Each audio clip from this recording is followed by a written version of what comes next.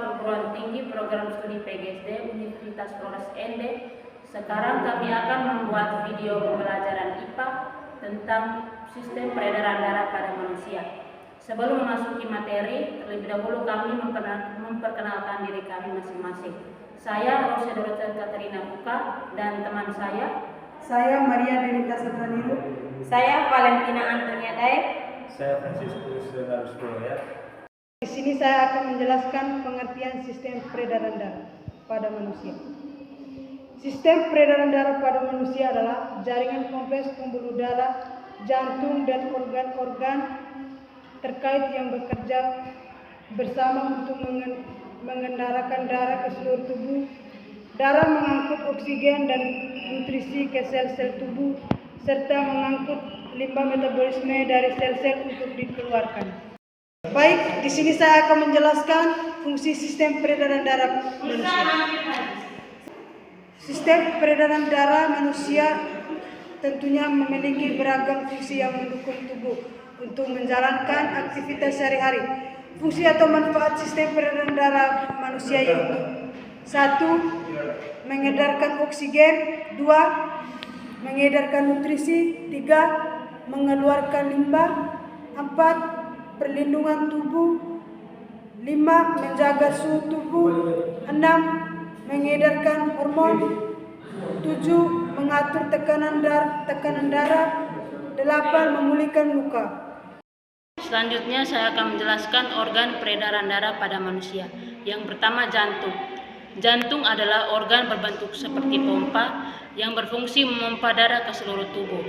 Ketika jantung berkontraksi, ia memompa darah kaya oksigen ke arteri utama atau aorta untuk disebarluaskan ke seluruh tubuh.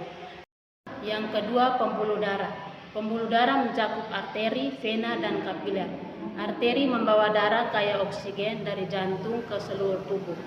Vena membawa darah kembali ke jantung setelah oksigen digunakan oleh sel-sel tubuh. Kapiler adalah pembuluh darah kecil di mana pertukaran oksigen dan nutrisi terjadi di antara darah dan sel-sel tubuh. Yang ketiga, darah. Darah adalah cairan yang mengalir melalui pembuluh darah. Darah mengandung sel darah merah yang mengangkut oksigen, sel darah putih yang melawan infeksi, dan platelet yang membantu dalam pembekuan darah. Saya akan menjelaskan urutan sistem peredaran darah manusia. Yang pertama, sistem peredaran darah kecil atau pulmoner. Sistem peredaran darah kecil adalah bagian dari perjalanan darah yang membawa darah dari jantung ke paru-paru untuk mengambil oksigen, kemudian mengembalikannya ke jantung untuk didistribusikan ke seluruh tubuh. Yang kedua, sistem peredaran darah besar atau sistematik. Peredaran darah besar adalah bagian dari perjalanan darah yang membawa darah kaya oksigen dari bilik kiri jantung ke seluruh tubuh untuk menyediakan oksigen dan nutrisi kepada semua organ dan jaringan. Baik, di sini saya akan menjelaskan tentang kelainan sistem peredaran darah. Yang pertama, hipertensi atau tekanan darah tinggi.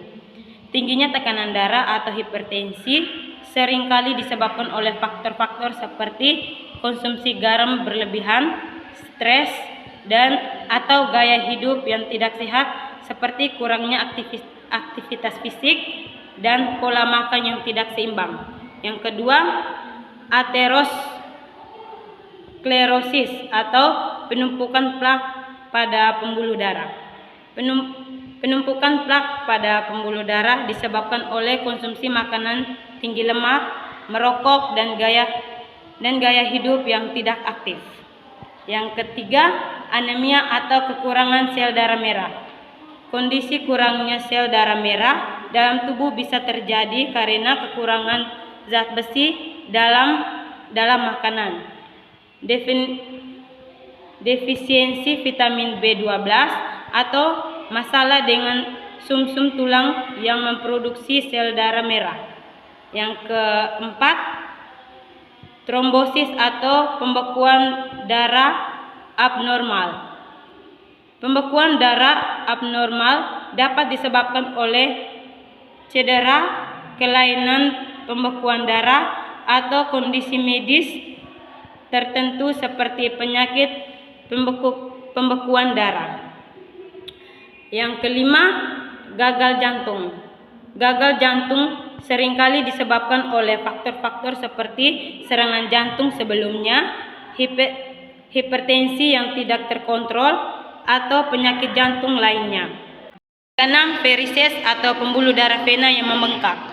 Pembuluh darah vena yang membengkak dapat disebabkan oleh faktor genetik, kehamilan, atau berdiri terlalu lama. Yang ketujuh, stroke atau gangguan aliran darah ke otak. Gangguan aliran darah ke otak seringkali disebabkan oleh pembuluh darah yang tersumbat atau pecah di otak. Yang kedelapan, pembekuan darah atau koagulasi darah yang berlebihan. Pembekuan darah yang berlebihan atau koagulasi darah yang berlebihan dapat disebabkan oleh kelainan genetik, penggunaan obat-obatan tertentu, atau kondisi medis tertentu. Kelainan genetik dalam sistem pembekuan darah atau penggunaan obat-obatan antikoagulan dapat meningkatkan risiko pembekuan darah yang berlebihan. Sekian video pembelajaran kami. Mohon maaf jika ada kesalahan atau kekurangan. Semoga bermanfaat untuk kita semua. See you next time.